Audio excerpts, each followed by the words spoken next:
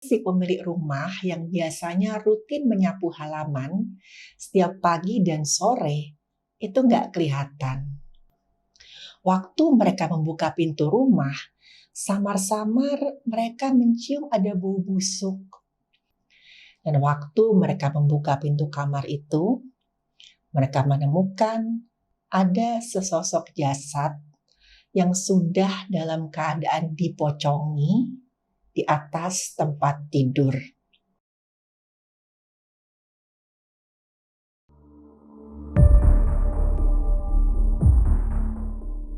Halo, saya Dr. Stefani. Saya seorang dokter spesialis forensik dan saya melihat apa yang tidak semua orang lihat. Halo, balik lagi di channel saya Dr. Stefani. Di episode kali ini saya akan bercerita tentang penemuan jasad seorang perempuan tua di sebuah rumah kosong. Dan saat ditemukan, jasadnya sudah menjadi mumi. Awalnya, ada warga yang curiga karena si pemilik rumah yang biasanya rutin menyapu halaman setiap pagi dan sore itu nggak kelihatan. Tunggu-tunggu sudah beberapa hari nggak juga kelihatan. Warga yang curiga akhirnya mendobrak pintu dan mencari si perempuan ini. Waktu mereka membuka pintu rumah, samar-samar mereka mencium ada bau busuk. Ya memang rumahnya si perempuan tua ini cukup luas. Dan mereka mengikuti arah bau itu sampai ke sebuah kamar yang tertutup rapat. Dan waktu mereka membuka pintu kamar itu, mereka menemukan ada sesosok jasad yang sudah dalam keadaan dipocongi di atas tempat tidur. Dan anehnya, jasad ini dipocongi dengan menggunakan spray. Dan ikatannya itu diikat cenderung asal-asalan menggunakan tali rafia. Warga bertanya-tanya, siapa yang kira-kira memocongi si jasad perempuan tua ini? Karena yang mereka tahu, si perempuan ini berusia 70 tahun. Selama ini beliau ini cuma tinggal di rumah itu berdua dengan anaknya yang berusia sekitar 45 tahun. Anaknya ini laki-laki dan anaknya ini punya keterbelakangan mental. Dari keterangan warga, awal bagaimana anaknya ini mulai mengalami keterbelakangan mental bisa dikatakan cukup aneh. Dari keterangan warga, anaknya ini dulu lahir itu sebagai anak yang sehat. Sampai ketika usianya antara 6 sampai 7 tahun, anak ini pernah main sampai tidur-tiduran itu di dalam keranda kosong yang diletakkan di sebuah tempat ibadah. Dan dari kepercayaan warga, bermain apalagi sampai tidur-tiduran di bawah keranda kosong, itu bisa membuat seseorang itu terganggu pikirannya. Dan memang, gak lama setelah kejadian itu, katanya anak ini tuh mengalami sakit yang misterius. Badannya demam, terus dia kejang-kejang, sempat juga dilarikan ke puskesmas terdekat. Pada saat sudah dirawat selama beberapa hari, ketika pulang, perangai anak ini tuh mulai berubah. Dia nggak seaktif dulu lagi, dan seiring bertambahnya usia, seakan-akan tuh pertumbuhan mentalnya berhenti sampai di situ saja.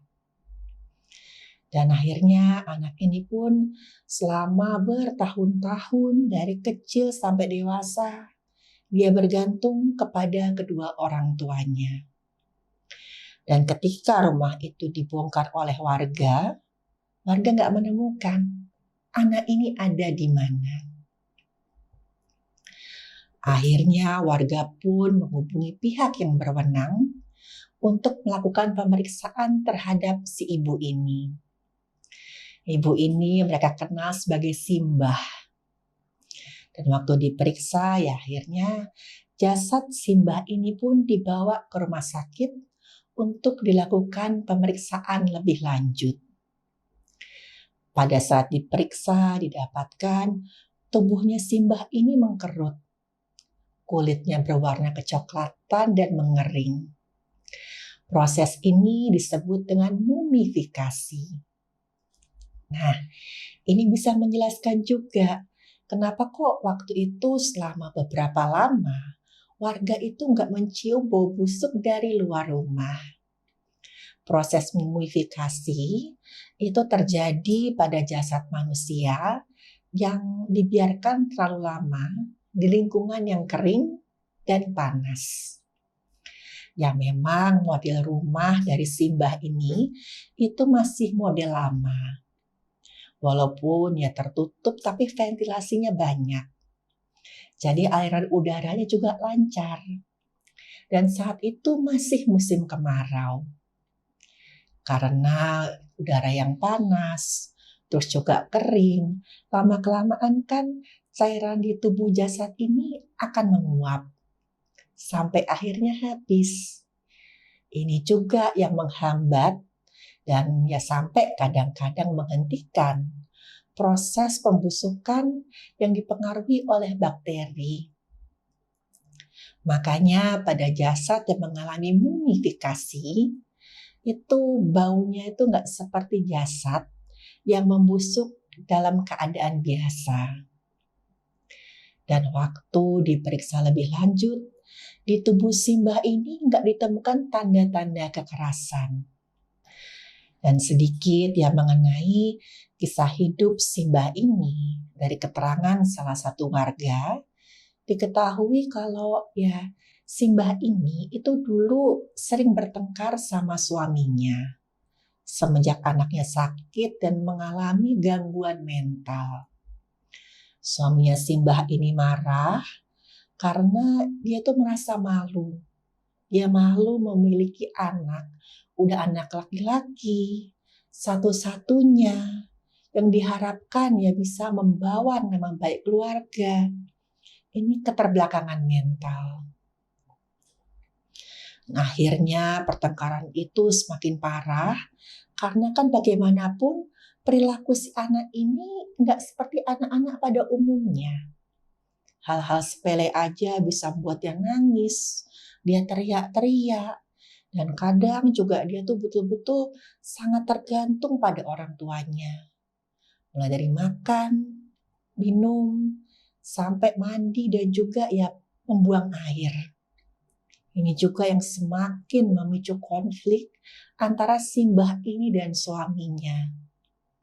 Sampai puncaknya suaminya ini tiba-tiba menceraikan Simbah dan pergi dari rumah. Saat itu usia anaknya masih kecil. Nah, akhirnya Simbah ini saking dia menyayangi anak semata wayangnya ini, dia tetap bertahan. Simbah ini membuka usaha kecil-kecilan di rumahnya. Katanya tuh sempat bikin usaha masakan, terus juga usaha jahitan. Tapi semakin lama kan usianya semakin bertambah. Dan gerakannya juga nggak setangkas dulu lagi. Sampai akhirnya Simbah ini menderita katarak di matanya, sampai beliau ini nggak bisa lagi buka usaha jahitan. Dan sejak saat itu Simbah dan anaknya ini bergantung pada belas kasihan warga. Warga bergotong royong, ya kadang-kadang mereka ngedrop bahan makanan, ngasih makanan, ngasih pakaian, supaya Simbah sama anaknya ini bisa bertahan hidup. Karena mereka juga lihat, Simbah ini tuh telaten sekali dalam mengurus anaknya.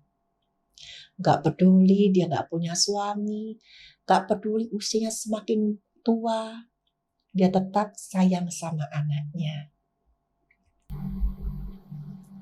Dari kesaksian warga, ada yang sempat melihat kalau anak laki-laki Simbah ini itu tiba-tiba tuh berjalan ke arah perbatasan desa.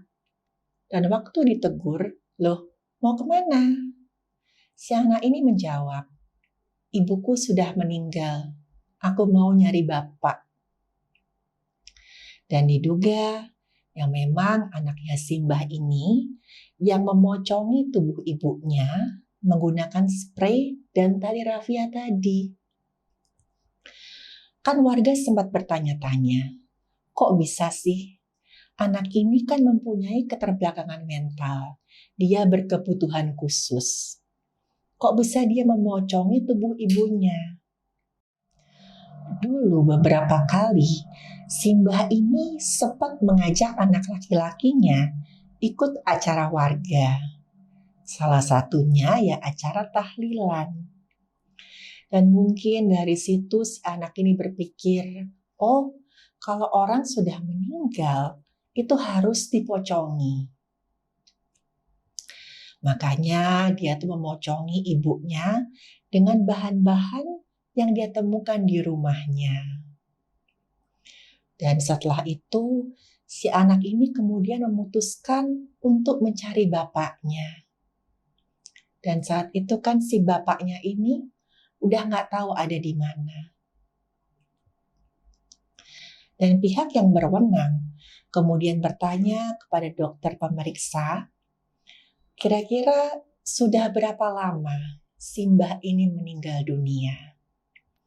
Dan dokternya menjawab, kalau dilihat dari keadaan tubuhnya sudah mengalami mumifikasi sempurna, minimal sudah 30 hari Mbah ini meninggal. Dan saat itu pihak yang berwenang kaget karena ada warga yang cerita kalau 2 hari sebelum mereka menemukan Simbah ini dalam keadaan tewas, ada yang melihat Simbah ini masih menyapu halaman. Dan gak cuman itu, ada juga warga yang melihat kalau ya 2-3 hari sebelum itu Mbah ini masih keliling kampung nyariin anak laki-lakinya ini. Dan tim forensik yang memeriksa ya kaget. Nggak mungkin. Kalau dilihat dari ya kondisi jasadnya Simbah ini, minimal sudah 30 hari. Lalu siapa yang dilihat oleh warga ini? Nggak ada yang bisa menjawab. Dan setelah itu akhirnya jasad Simbah ini pun dimakamkan secara layak. Dan sampai dimakamkan, gak ada yang tahu ada di mana anak laki-laki Simbah ini. Dan dari sumber yang tidak mau disebutkan namanya, ada yang cerita rumah Simbah ini kan dibiarkan kosong. Dan orang yang tinggal di samping rumahnya itu masih sering mendengar ada suara orang menyapu halaman. Dan waktunya pasti sama. Sebelum matahari terbit dan pada saat maghrib. Tapi waktu mereka mencoba mencari tahu siapa yang menyapu halaman, mereka nggak menemukan ada siapa-siapa. Dan ada juga yang melihat kalau Simbah ini suka ngelongok dari jendela rumahnya. Ngelongok keluar gitu seolah-olah tuh mungkin menunggu anaknya. Tapi saat itu sosok Simbah ini sudah dalam keadaan dipocongi. Dan juga ada yang bilang kalau Simbah yang sudah dalam keadaan dipocongi ini suka keliling kampung di waktu maghrib. Katanya Simbah ini pasti akan mendatangi kelompok laki-laki yang sedang nongkrong. Dia mau nyari anaknya ada nggak di situ. Dan gara-gara itu, akhirnya ya remaja laki-laki, bapak-bapak, itu memilih ada di rumah pada saat maghrib. Karena mereka takut didatangi oleh pocong Simbah ini. Yaitu tadi sebuah cerita yang nggak cuman seram, tapi sebenarnya juga sedih. Karena cerita ini menunjukkan ya bagaimana kuatnya kasih sayang seorang ibu pada anaknya. Kasih Simbah ini tuh nggak terbatas loh. Dia nggak peduli keadaan anaknya, dia nggak peduli usianya sudah semakin lanjut, dia tetap menyayangi anaknya dan selalu mau menjaga anaknya. Dan bahkan sampai meninggal pun, Simbah pun tetap mencari anaknya. Beliau ingin memastikan anaknya ini selamat, ingin memastikan anaknya ini sehat. Walaupun saat itu sosoknya ya sudah menakutkan. Dan di sisi lain, si anaknya ini juga dengan segala keterbatasannya, itu menunjukkan rasa kasih sayangnya yang tulus terhadap ibunya. Dengan cara ya tadi, pada saat ibunya meninggal, anaknya ini masih merawat jenazah ibunya, masih memocongi ibunya dengan cara yang ya dia tahu, dengan bahan-bahan seadanya. Dan setelah itu, anaknya tuh ingat loh, kalau dia harus mencari ayahnya. Sekian episode kali ini. Sampai bertemu di episode berikutnya.